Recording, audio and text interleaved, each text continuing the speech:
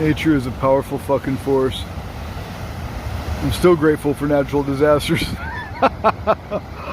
Well, life would be plain without them. I love the force of nature. Thank you, God. Thank you so much.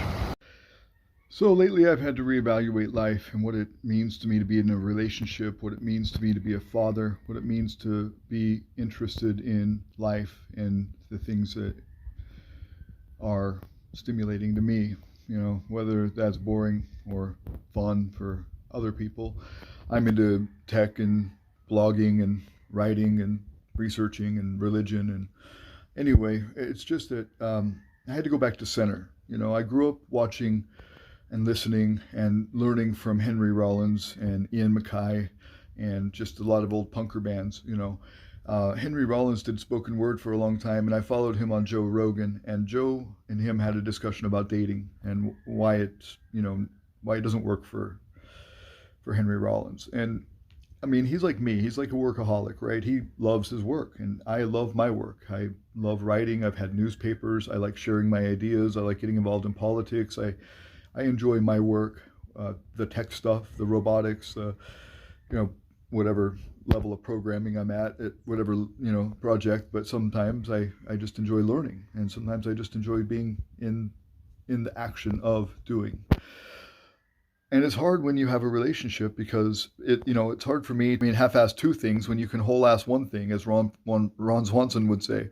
I believe in just, absolutely putting everything into something, like a project, a person, a thing, whatever it is. I enjoy just, very precise focus and intense focus on fewer things. I always say, 10 dimes is better than 100 pennies, and, it's not about quantity, it's about quality. I like having a small circle of friends for that reason. And sometimes I talk to no friends for a very long time, and I just do my thing. And recently I divorced my first wife, my only wife, December 16th, 2020. The third time I filed, I went through with it finally, and we both agreed that we were meant for other people, or maybe not for anybody at all, but not for each other, not in that way. And I think we've been agreed on that for a long time. It was just hard to separate, and go our separate ways. But I got into a relationship that started out casually and more business, oriented, and ended up getting me head over heels for this one. And I got so wrapped up and I got so deeply involved and intensely involved that I lost myself in the relationship. And I lost myself, like in major ways. And, I'm kind of going through a mental health crisis because of it, a small blip here in life that is tripping me up. Anyway, I got back to Henry Rollins, Ian MacKaye, and some of their wisdom, their spoken word. They both are great thinkers. And anyway, the pickiness and the fact that it's hard to focus, especially if there's drama, especially if there's distraction and deviation from, just a normal relationship, casual, normal, peaceful, comfortable relationship. If it's hectic, it's hard to focus on things that are singing to my soul most of the time. Usually writing, usually reading, usually creating somehow something. And anyway, I had to go back to center. I think Henry Rollins has great advice on it. I've seen about 10 of his spoken words where he talked about relationships, and he's single and he'll always be single. He's not about to get wrapped up into something. And I don't know, maybe that's where I'm at 44 years old and 2 failed relationships, like bad failures, I would say. Not proud of the failures. I wish them well. Let's put it that way. I'm not sure that I wish anything more or anything less than what it is. I said at New Year's as our little giving thanks for things. I said I was thankful for natural disasters.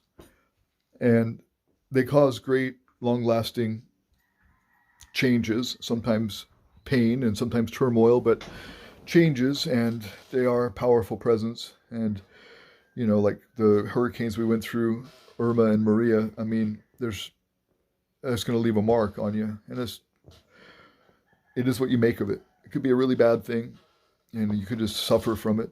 Or you could look at the adventure, the benefits, the blessings, and maybe be thankful for human nature and, just the kindness of others, or events that take place that are a result, which I was grateful for both. I learned a lot about humanity.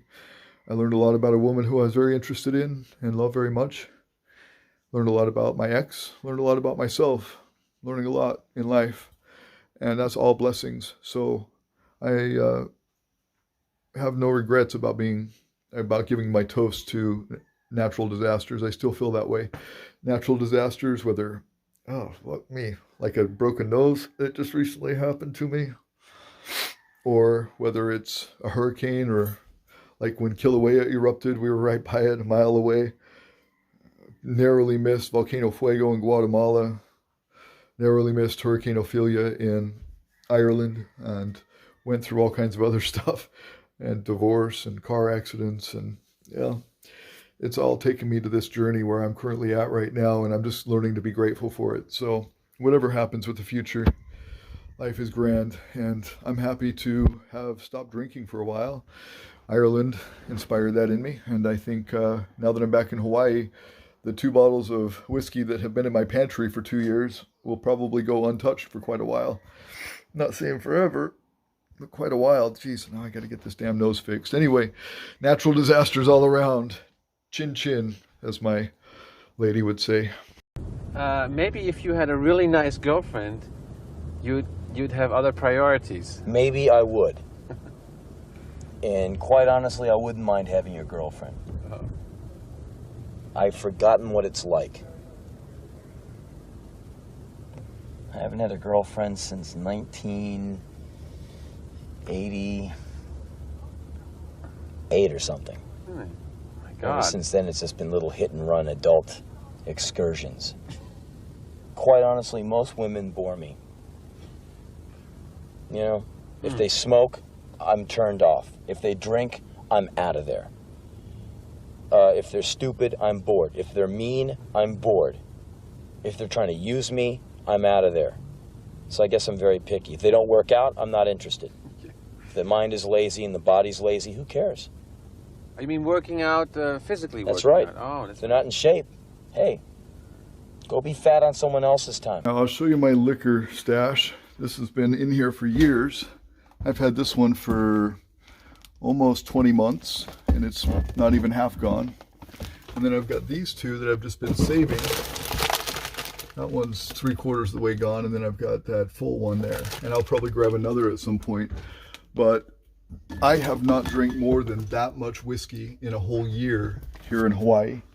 That 1 bottle has lasted me a whole year.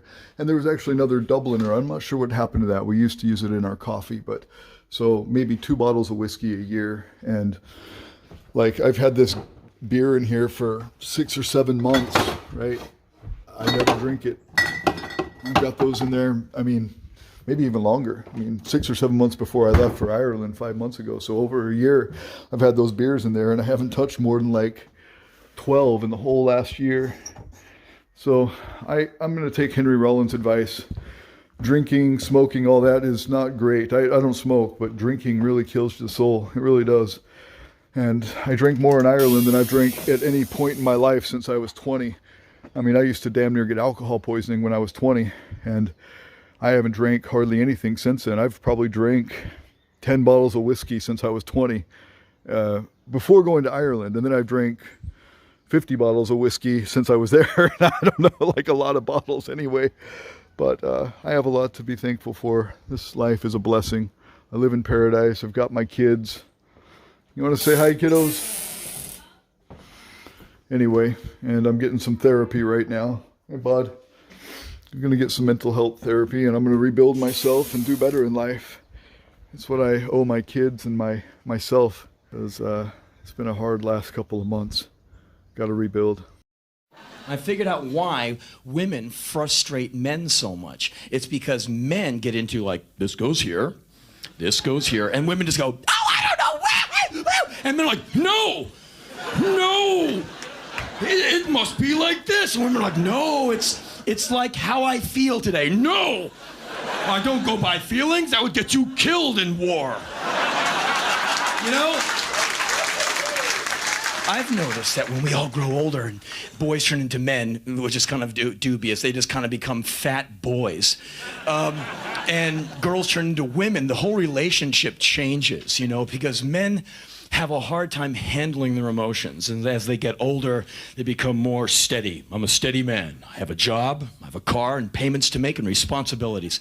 And when women start crying for no reason, men just become thoroughly unhinged. Like, you know, the man and woman, they live together, they're having breakfast, and all of a sudden the woman's crying. And the guy's like, what's going on? He thinks it's all about, you know, it's all about him. What have I done? You haven't done anything. Then why are you crying? Sometimes I just have to cry. Why are you crying? I don't know. And for men, this makes no sense whatsoever. You don't know why you're crying? No! Bullshit! You know why you're crying. Every single thing happens for a reason. You throw a ball up in the air, gravity brings it to the ground. You know why you're crying. You're holding it from me. Out with it. You don't understand me. Bullshit, you don't understand yourself. I am organized. I have all my CDs in alphabetical order. I get to work on time. I know how to fix my car. You are just this emotional creature. That's why you will never be president. That's why we don't let you run the company. That's why you will never drive a spaceship to the moon. Because what you're going to do when you get to the moon, you're going to cry. That's what you're going to do. You're going to cry. You're going to freak out. And you're going to paint something some gay-ass color. Fuck you. I hate you. Oh, yeah, you hate me. You'll love me in 10 minutes. Oh, fuck you. She goes steaming out of there. The guy goes back to his meal like, fucking women, man. Gag. I want to go on the way, but no. So I'm very angry when I'm there because there's no one to talk to. And if you're a guy who likes girls, you want to go out on a date, and sometimes you want a real date. You don't want to abduct these chicks like you're used to doing. You know, you're tired of roofies and duct tape every Saturday night. You want a real date. You want a real date. And so I'm one of those horrible men who judges women by the most shallow criterion. Don't ever try to judge a woman or anybody by asking them their top 3 records, top 5 foreign films of all time. That's that high fidelity, stupid list shit that some guys do. And I can't be alone. There's at least one moron in here who does that with women. And women have seen everything come by, 80 times. And if you say, so what's your top 5 films? The girl goes, oh God, he's one of those guys. I can't wait for this to be over. He's not even getting a hand job. I am out of here. And so every once in a while, I find the girl. We're out on the date. We're driving down the road. And I'm driving. I go, do not ask. Don't do the list thing. Don't do the list thing. Just have a nice conversation. Become interested. Find something interesting to talk about that we can both talk about. Don't dominate the conversation. Don't spin the conversation into things that you know so much about so you can preach stentorian from the mount. Come on. Be open. Be available. I'm driving. My will is breaking down. And finally, fuck it. I really need to know. So what are the 3 CDs in your changer right now? Well, I'm really listening to the new Nickelback.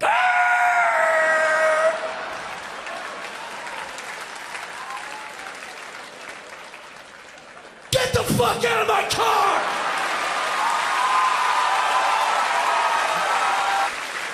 You suck, whatever! You suck, whatever!